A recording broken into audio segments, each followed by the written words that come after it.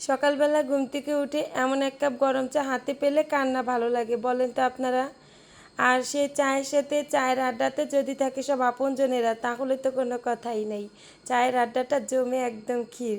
তো কেমন আছেন সবাই? আশা করি সবাই ভালো আছেন, আমিও ভালো আছি।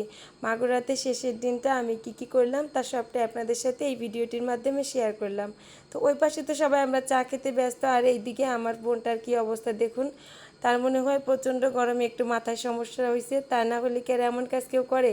সে আইসক্রিম দিয়ে চা খাচ্ছে। সে আরও কী করছে, তার হাতের ফোনটা অনেক গরম হয়ে গেছে বিদায় কিছু সময় ফোনটা ফ্রিজেও রেখে দিছিল।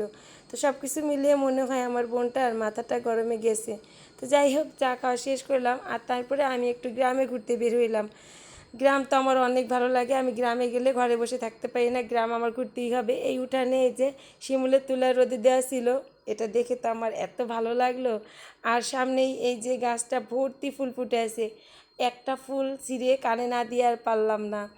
তো ওইখান থেকে আবার চলে আসলাম আরেকটু সামনে একটা বাগানে ঘুরতে, আর এই বাগানটা সত্যি অনেক সুন্দর ছিল।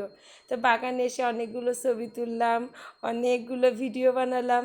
সত্যি আনন্দে আত্মহারা হয়ে গেছিলাম আমি, যে কী রেখে কী করবো এত সুন্দর জায়গাতে। আর তারপরে আমি ওইখান থেকে চলে আসলাম সামনে একটা ইটের ভাটা ছিল, ইটের ভাটা দেখতে। তারপর দেখলাম এখানে একটা চায়ের দোকান, তো ভাবলাম এক কাপ চা খাই। কিন্তু অনেকটা সময় দাঁড়ায় থাকলাম, দোকানদার ভাইয়ের খবর নাই, আশেপাশেও খোঁজাখুঁজি করলাম, দোকানদার ভাই নেই। তো ভাবলাম একটু বসি, দোকানদার ভাই চলে আসবে। কিছু সময় ওইখানে বসে দোকানদার ভাইয়ের জন্য অপেক্ষা করলাম।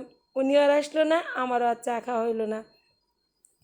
তো ওইখান থেকে আবার আরেকটু সামনে গেলাম, জায়গাটা সত্যি অসাধারণ সুন্দর। ওই যে আমার ছোটো বোনও জায়গাটার প্রেমে পড়ে গেছে, সেও মন ভরে ভিডিও ছবি সব কিছুই করে নিল। তো আরেকটু সামনে চলে আসলাম, এসেই এই যে দেখলাম যে ওনারা এখানে বসে চুল ছেঁড়াছেড়ি করতেছে।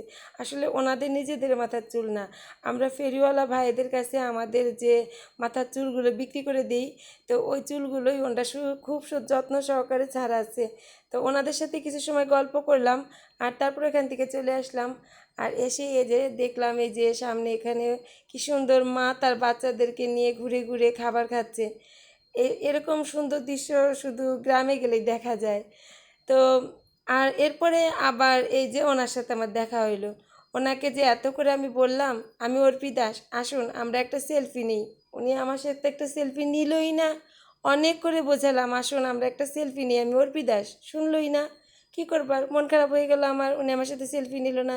তারপর মন খারাপ করে চলে আসলাম বাসায়। আর বাসায় এসে দেখি আমার ভাই আর ভাইয়ের বউ দুজনে মিলে আমাদের জন্য অনেক কেনাকাটা করে নিয়ে আসছে।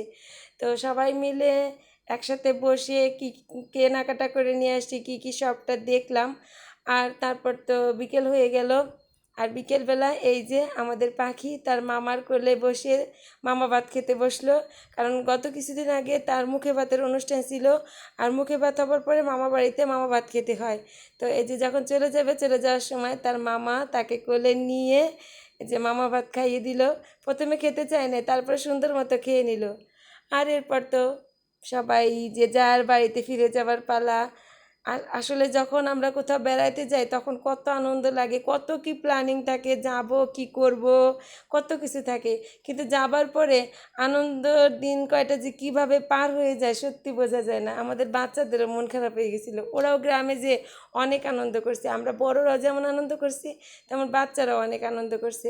কিন্তু কী করা যাবে, ফিরতে তো হবেই, সব দিন তো থাকা যাবে না। তারপর আমরা সবাই মিলে বের হইলাম। পাখি চলে গেল পাখির মামার গাড়িতে, আর আমরা সবাই মিলে ভ্যান নিয়ে নিলাম স্ট্যান্ডে যাব বলে। আমরা অনেকজন ছিলাম, প্রায় 17-18 জনের মতো ছিলাম। তো গ্রামের রাস্তায় ভ্যানে করে আসার মজাটাই আলাদা। চলে আসলাম আমরা স্ট্যান্ডে, আর স্ট্যান্ডে এসে এই যে দেখেন বসে পড়ছে আমার বোন কাউন্টারে, সে নাকি এখানে চাকরি করবে। তো এইখানে কিছু সময় বসলাম আমরা গাড়ির জন্য অপেক্ষায়, কিন্তু আমাদের জন্য একটা বাসও আমরা পেলাম না, প্রত্যেকটা বাসেই নাকি সিট খালি নাই। আর আমরা আসলে অনেকজন ছিলাম। তো এখানে বসে কিছু সময় অপেক্ষা করার পরে আমরা একটা গাড়ি ঠিক করলাম। তারপরে অবশেষে গাড়ি পেয়ে আমরা সবাই এক এক করে গাড়িতে উঠলাম। অনেকটা সময় এখানে অপেক্ষা করছি আমরা স্ট্যান্ডে বাসের অপেক্ষায়, কোনো বাসে আসলে আমাদের জন্য এত জায়গা ছিল না। তারপরে অবশেষে গাড়িটা ছাড়লো, এত শান্তি লাগতেছিল। গরমে অনেকটা সময় এখানে বসে থেকে সবারই কষ্ট হয়ে গেছিলো। তো ওই যে যাওয়ার সময় আমার বোন মাথা নিচু করে বমি করতে করতে গেছে, ওই যে পেছনে আসার সময় তার একই অবস্থা। তো বেশ ভালোই আসলাম, কিন্তু যখন আমরা একদম বাসার কাছে চলে আসি, বাসা থেকে প্রায় 10-15 মিনিট একটু আগে, তখন আমাদের এই যে গাড়ির চাকাটা হঠাৎ সমস্যা হয়। তারপর গাড়ির চাকাটা আবার পাল্টাতে হয়। ঈশ্বরের কৃপায় আমাদের তেমন কোনো ক্ষতি হয় নাই, হলেও হতে পারতো অনেক বড় একটা বিপদ। অনেক অল্পের জন্য অনেক বড় একটা বিপদের থেকে বেঁচে গেছি। তো এই ছিল আমার মাগুরাতে ঘোরাঘুরির শেষের দিনের ভিডিওটি ভালো লাগলে অবশ্যই লাইক কমেন্ট করে পাশে থাকবেন সবাই। ভালো থাকবেন সবাই।